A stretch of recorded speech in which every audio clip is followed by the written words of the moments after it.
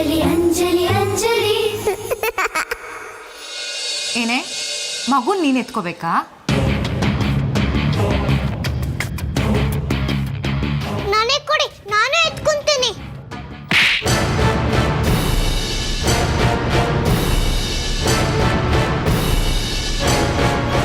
ನೀನೇನು ಮಗುನ್ ನೋಡ್ಕೊಳ್ಳೋದ್ ಬೇಕಾಗಿಲ್ಲ. ಈಗಿಂದೀಗ್ಲೇ ಗಂಟು ಮುಟ್ಟೆ ಕಟ್ಕೊಂಡು ಹೋಗ್ತಾ ಇರು.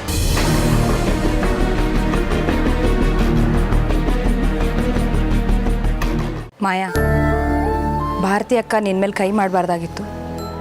ನನಗೂ ಅದು ಸರಿ ಅನಿಸ್ಲಿಲ್ಲ. ನೀನು ಮನೆ ಬಿಟ್ಟು ಹೋಗೋದು ನನಗೂ ಇಷ್ಟ ಇಲ್ಲ. ಮಗು ನಿನಗೆ ಎಷ್ಟು ಚೆನ್ನಾಗಿ ಹೊಂದ್ಕೊಂಡಿದೆ.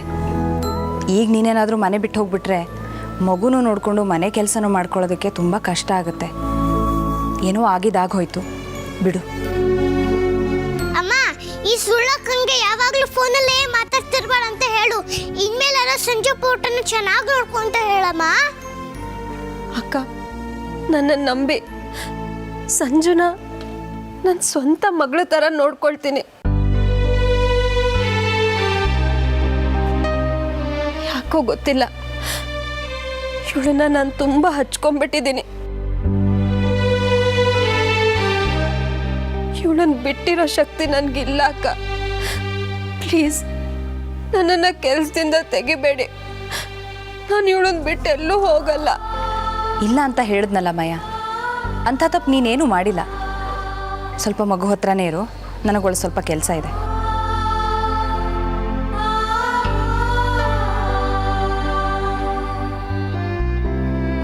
ಪರವಾಗಿಲ್ಲ, ಸುಳ್ಳಕ್ಕಂಗೆ ನಿಜವಾಗ್ಲೂ ಬೇಜಾರಾಗಿದೆ ಅನ್ಸುತ್ತೆ.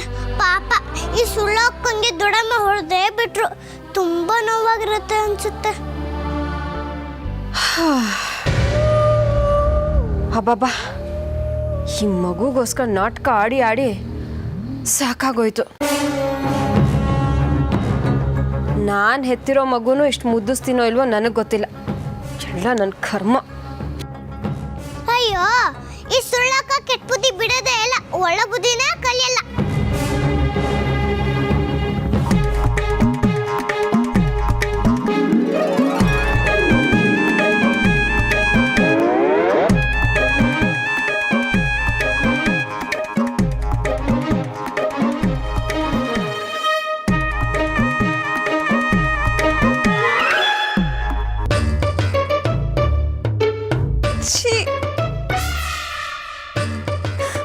ಅಯ್ಯೋ, ನನ್ನ ಕಾಲ್ ಮೇಲೆ ಸುಸು ಮಾಡ್ಬಿಟ್ಯಾ?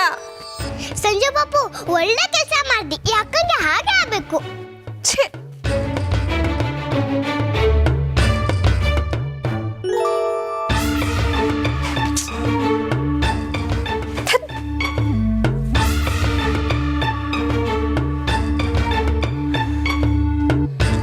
ನಾಟ್ ರೀಚಬಲ್ ಅಂತ ಬರ್ತಿದ್ಯಲ್ಲ, ಇನ್ನೊಂದ್ಸಲ ಟ್ರೈ ಮಾಡೋಣ.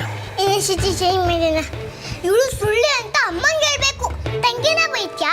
ನಿನಗೇನ್ ಮಾಡಿಸ್ತೀನಿ ನೋಡ್ತಿರು.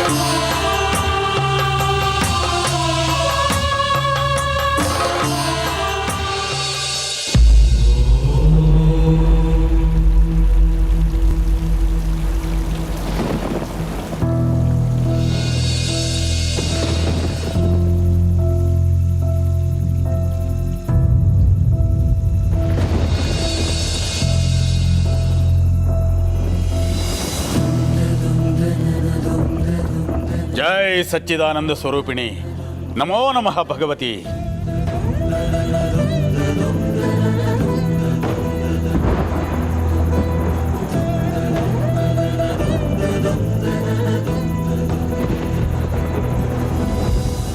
ಶುಭಂ ಭವತು. ಏನು ತಾವು ಬಂದಿದ್ದು? ಬಹಳ ದಿವಸಗಳ ನಂತರ ನಮ್ಮ ಆಶ್ರಮದ ಕಡೆ ಬಂದಿದ್ದೀರಾ.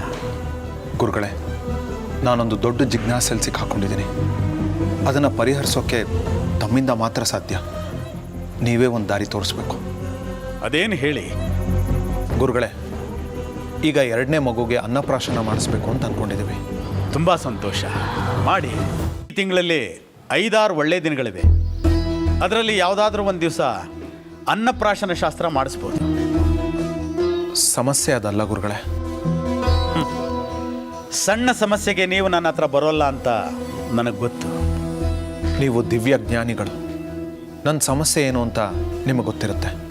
ಇರಬಹುದು. ನಿಮ್ಮ ಸಮಸ್ಯೆ ಏನು ಅಂತ ಹೇಳುವಷ್ಟು ಶಕ್ತಿ, ಚೈತನ್ಯ ಆ ಭಗವತಿ ನಿಮಗೇ ಕೊಟ್ಟಿರುವಾಗ ನಾನು ಯಾಕೆ ನಿಮ್ಮ ಮನಸ್ಸಿನಲ್ಲಿ ಇಣುಕಿ ಅದನ್ನು ಹೇಳಬೇಕು? ನಿಮ್ಮನ್ನು ಅಂತಹ ಪ್ರಭಾವಕ್ಕೆ ಸಿಲುಕಿಸಿ ನಿಮ್ಮಿಂದ ಏನನ್ನಾದರೂ ಪಡ್ಕೋಬೇಕು ಅನ್ನೋ ಪ್ರಲೋಭನೇನೂ ನನಗಿಲ್ಲ. ನಿಮ್ಮ ಸಮಸ್ಯೆ ಏನು ಅಂತ ನೀವೇ ಹೇಳಿ. ಗುರುಗಳೇ, ನನ್ನ ಪ್ರಾಣಕ್ಕೆ ಪ್ರಾಣ ಆಗಿದ್ದ ಮಗಳು 1 ವರ್ಷದಿಂದ ನಮ್ಮನ್ನೆಲ್ಲ ಬಿಟ್ಟೊಟ್ಟೋದ್ಲು. ಭಗವತಿ, ತುಂಬ ವಿಷಾದದ ಸಂಗತಿ. ಪುತ್ರ ಶೋಕವಾದರೂ ಪುತ್ರಿ ಶೋಕವಾದರೂ ಎರಡೂ ನಿರಂತರ. ಸಮಾಧಾನ ಮಾಡಿಕೊಳ್ಳಿ. ಗುರುಗಳೇ, ಈಗ 2ನೇ ಮಗುಗೆ ಅನ್ನಪ್ರಾಶನ ಕಾರ್ಯಕ್ರಮ ಇಟ್ಕೊಂಡಿದ್ದೀವಿ. 1ನೇ ಮಗು ಹೆಸರಲ್ಲಿ ಪೂಜೆ ಕಾರ್ಯ ಮಾಡಬೇಕು ಅನ್ನೋದು ಮನೆಯವರೆಲ್ಲರ ಅಭಿಪ್ರಾಯ. ನನಗಂತೂ ಏನೂ ಮಾಡೋಕ್ಕಿಷ್ಟ ಇಲ್ಲ. ಆದರೆ ಅಣ್ಣ ಅದಕ್ಕೆ ಮಾತನ್ನು ತೆಗೆದು ಹಾಕೋಕ್ಕಾಗದೆ ಇಲ್ಲಿ ತನಕ ಬಂದಿದ್ದೀನಿ. ನಿಮ್ಮ ಮಗು ವಿಧಿವಶವಾದಾಗ ಎಷ್ಟು ವರ್ಷ? 3.5 ವರ್ಷ ಗುರುಗಳೇ. ಶಾಸ್ತ್ರಗಳ ಪ್ರಕಾರ ಚಿಕ್ಕ ಮಕ್ಕಳಿಗೆ ಯಾವುದೇ ಶ್ರಾದ್ದ ಸಂಸ್ಕಾರ ಮಾಡೋ ಹಾಗಿಲ್ಲ. ಮಕ್ಕಳಿಗೆ ಯಜ್ಞೋಪವೀತ ಧಾರಣೆ ಆಗಿರಬೇಕು ಅಥವಾ ವಿವಾಹ ವಿಧಿ ನೆರವೇರಿರಬೇಕು. ಆಗಷ್ಟೇ ನಾವು ಕರ್ಮಗಳನ್ನು ಮಾಡೋಕ್ಕಾಗೋದು. ಆ ಪ್ರಕಾರ ಹೇಳೋದಾದರೆ ನೀವು ನಿಮ್ಮ ಮಗಳಿಗೆ ಯಾವುದೇ ಶ್ರಾದ್ದಾದಿ ಕರ್ಮಗಳನ್ನು ಮಾಡೋ ಹಾಗಿಲ್ಲ. ಹಾಗಾದರೆ ನೇರವಾಗಿ ನಾವು ಅನ್ನಪ್ರಾಶನ ಕಾರ್ಯಕ್ರಮ ಮಾಡ್ಬೋದಲ್ವಾ? ಖಂಡಿತ. ಅದಕ್ಕೂ ಮುಂಚೆ ತೀರಿ ಹೋದ ಮಗುವಿನ ಹೆಸರಿನಲ್ಲಿ ಒಂದು ಪೂಜೆ ಪುಣ್ಯಾಹ ಮಾಡಿ ಅನಂತರ ಅನ್ನಪ್ರಾಶನ ಕಾರ್ಯಕ್ರಮ ಮಾಡಬಹುದು. ಸರಿ ಗುರುಗಳೇ, ಹಾಗೆ ಮಾಡ್ತೀವಿ. ನೀವೇ ಒಂದು ಒಳ್ಳೆ ದಿವಸ ಗೊತ್ತು ಮಾಡಿಕೊಡಿ. ನಿಮ್ಮ ಮಗಳ ಜನ್ಮ ನಕ್ಷತ್ರ ಯಾವುದು? ಸ್ವಾತಿ ನಕ್ಷತ್ರ. ಸ್ವಾತಿ ನಕ್ಷತ್ರ, ತುಲಾ ರಾಶಿ. ಹೆಸರೇನು? ಅಂಜಲಿ ಅಂತ ಕೂಗ್ತಾ ಇದ್ವಿ. ಅವಳ ಜನ್ಮ ದಿನಾಂಕ, ಹುಟ್ಟಿದ ಸಮಯ ಈ ಚೀಟಿಲಿ ಬರ್ಕೊಡಿ. ಸರಿ ಗುರುಗಳೇ.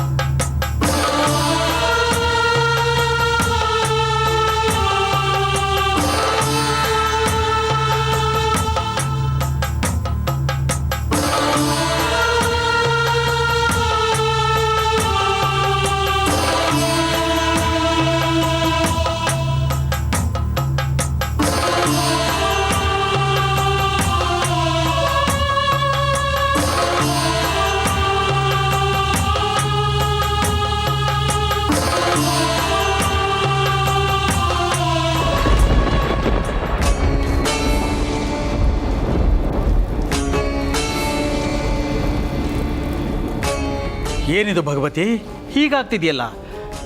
ನನ್ನ ಗಣನೆ ತಪ್ಪಾಗ್ತಿದ್ಯಾ?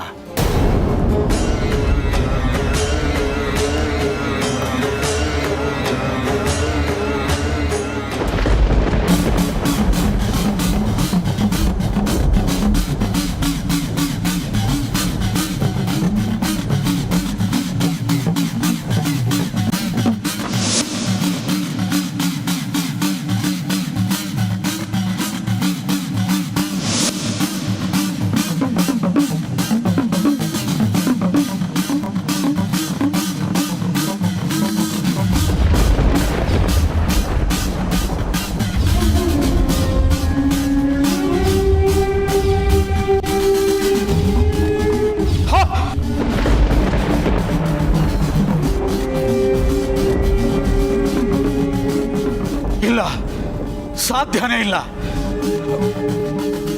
ಗುರುಗಳೇ, ಏನಾಯ್ತು? ಏನು ಸಾಧ್ಯ ಇಲ್ಲ? ನಿಮ್ಮ ಮಗಳು ಸತ್ತಿರೋದಕ್ಕೆ ಸಾಧ್ಯನೇ ಇಲ್ಲ.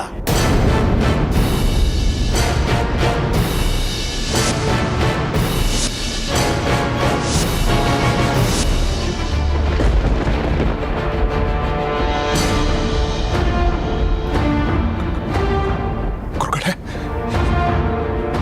ಏನು ಹೇಳ್ತಾ ಇದ್ದೀರಾ ನೀವು? ನನ್ನ ಮಗಳು ಸತ್ತಿಲ್ವಾ? ಇಲ್ಲ, ಅವಳ ಜನ್ಮ ನಕ್ಷತ್ರ ಹುಟ್ಟಿದ ಗಳಿಗೆ ಪ್ರಕಾರ ಅವಳು ಪೂರ್ಣಾಯುಷಿ. ಅವಳು ಸಾಯಕ್ಕೆ ಸಾಧ್ಯನೇ ಇಲ್ಲ. ಇಲ್ಲ ಗುರುಗಳೇ,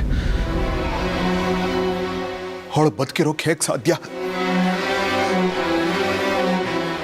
ಇದೇ ಕೈಗಳಿಂದ ಅವಳು ಸಂಸ್ಕಾರ ಮಾಡಿದ್ದೀನಿ. ಅದು ನನಗೆ ಗೊತ್ತಿಲ್ಲ. ನನ್ನ ಲೆಕ್ಕಾಚಾರದ ಪ್ರಕಾರ ಅವಳು ಜೀವಂತವಾಗಿದ್ದಾಳೆ. ಸಾಧ್ಯನೇ ಇಲ್ಲ ಗುರುಗಳೇ, ಎಲ್ಲೋ ನಿಮ್ಮ ಲೆಕ್ಕಾಚಾರನೇ ತಪ್ಪಾಗಿದೆ ಅನ್ಸುತ್ತೆ. ನಾನು ಮನುಷ್ಯ, ಒಂದು ವೇಳೆ ನನ್ನ ಲೆಕ್ಕಾಚಾರ ತಪ್ಪಾಗಬಹುದು, ಆದರೆ ಭಗವತಿ ಲೆಕ್ಕಾಚಾರ ತಪ್ಪಾಗೋಕ್ಕೆ ಸಾಧ್ಯನೇ ಇಲ್ಲ. ನಿಮ್ಮ ಮಗಳು ಸತ್ತಿಲ್ಲ. ಗುರುಗಳೇ, ಅದು ಹೇಗೆ ಸಾಧ್ಯ? ಸಾಧ್ಯ ಅಸಾಧ್ಯತೆಗಳ ಪರಾಮರ್ಶೆ ನನ್ನ ಕೈಲಿಲ್ಲ. ವಿಧಿ ನಿಯಮವನ್ನಷ್ಟೇ ನಾನು ಹೇಳಬಲ್ಲೆ. ಕಾರ್ಯಕಾರಣ ಸಂಬಂಧಗಳು ಬೇರೆಯೇ ಆಗಿರುತ್ತೆ. ಅವನ್ನು ಸೂಕ್ಷ್ಮ ಶರೀರದ ಮೂಲಕ ನೋಡಬೇಕು. ಆ ಶಕ್ತಿ ನನಗಿಲ್ಲ. ಎಲ್ಲ ಅಯೋಮಯ ಅನ್ನಿಸ್ತಾ ಇದೆ ಗುರುಗಳೇ. ನನ್ನ ಮಗಳು ಬದುಕಿದಾಳೆ ಅಂದರೆ ಈ ಪ್ರಪಂಚದಲ್ಲಿರೋ ಸುಖ, ಸಂತೋಷ, ಭೋಗ, ಭಾಗ್ಯ ಇದ್ಯಾವುದೂ ನನಗೆ ಬೇಡ.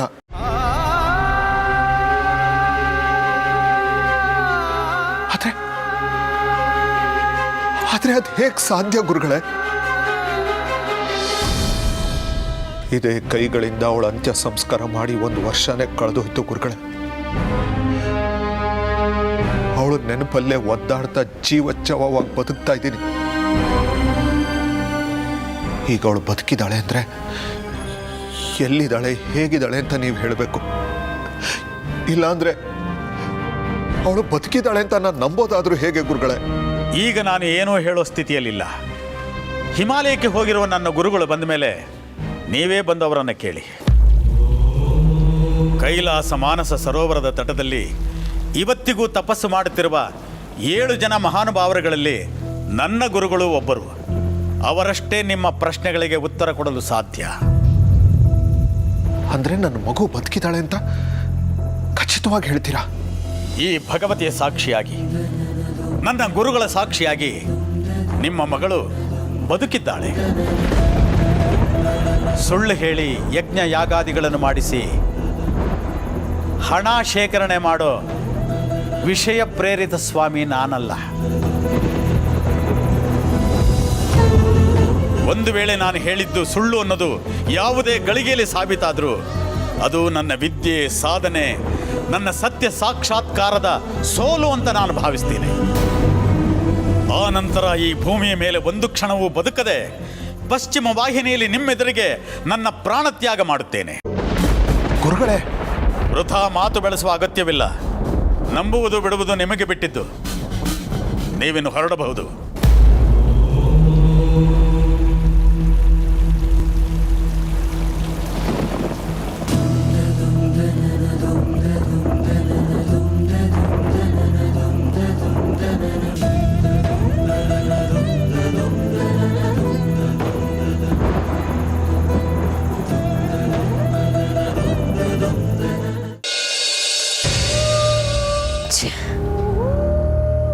ಅಂದ್ಕೊಂಡ ಹಾಗೆ ಏನೂ ನಡೀತಿಲ್ಲ. ಬೇಗ ಕೆಲಸ ಮುಗಿಸಿ ಇಲ್ಲಿಂದ ಜಾಗ ಖಾಲಿ ಮಾಡೋಣ ಅಂದ್ಕೊಂಡ್ರೆ ಏನಾದರೂ ಒಂದು ಎಡವಟ್ಟು ಆಗ್ತಾನೇ ಇದೆ. ಹಲೋ, ನಾನು ಮಾಯಾ. ಫೋನಲ್ಲಿ ಹೆಸರು ಬರುತ್ತೆ, ಅಲ್ಲೇ ನಡೀತಾ ಇದೆ. ಮಗುನ ಆರಿಸೋಕೆ ಏನಾದ್ರು ಪ್ಲ್ಯಾನ್ ಮಾಡಿದ್ಯಾ ಹೇಗೆ? ಹಾಂ, ನಾನು ಅದೇ ಪ್ರಯತ್ನದಲ್ಲೇ ಇದ್ದೀನಿ. ಆದರೆ ಇವತ್ತು ಬೇಡ. ಬೆಳಗ್ಗೆ ತಾನೇ ನನ್ನ ಮುಖಕ್ಕೆ ಮಂಗಳಾರತಿ ಆಗಿದೆ. ಆ ಭಾರತಿ ಅನ್ನೋಳು ನನ್ನ ಕೆನ್ನೆಗೆ ಹೊಡೆದೇ ಬಿಟ್ಲು ಗೊತ್ತಾ. ನನಗೆ ಎಷ್ಟು ಅವಮಾನ ಹಿಂಸೆ ಆಯಿತು. ಈಗಲೂ ಅದನ್ನು ನೆನೆಸ್ಕೊಂಡ್ರೆ ರಕ್ತ ಕುದೀತಿದೆ. ವಾಟ್? ಆ ಹಿಂಗ್ಸು ನಿನ್ನ ಮೇಲೆ ಕೈ ಮಾಡಿದ್ಲಾ? ಆದಷ್ಟು ಬೇಗ ಮಗುನ ಎತ್ತಾಕೊಂಡೋಗ್ಬೇಕು. ನಾಳೆ ಒಂದು ಸರಿ ನನಗೆ ಆ ಮಗುನ ತೋರಿಸ್ತೀಯಾ?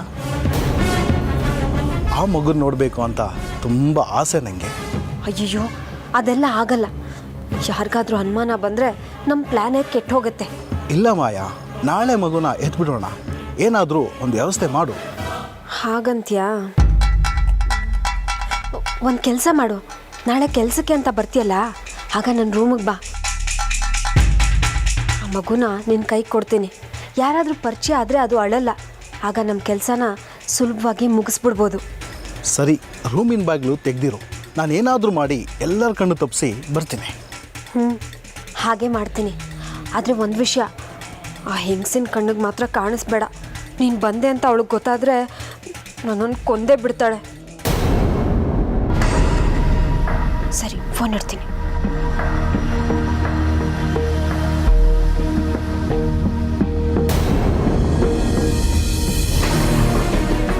ಯಾರ ಜೊತೆ ಮಾತಾಡ್ತಾ ಇದೆಯಾ?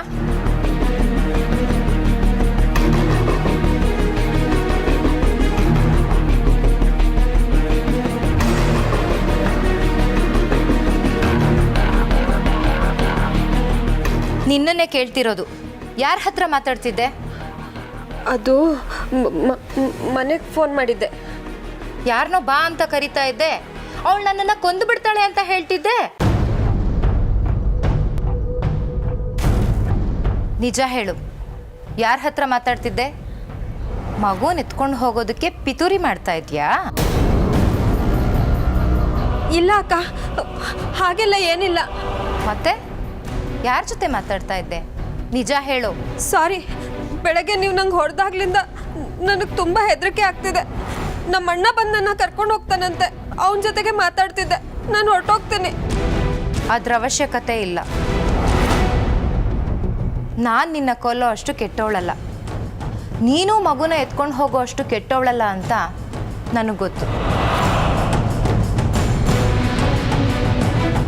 ನಾನು ಹೇಳ್ದಾಗ ಕೇಳ್ಕೊಂಡಿದ್ರೆ ನಿನಗೆ ಮನೇಲಿ ಜಾಗ ಇರುತ್ತೆ.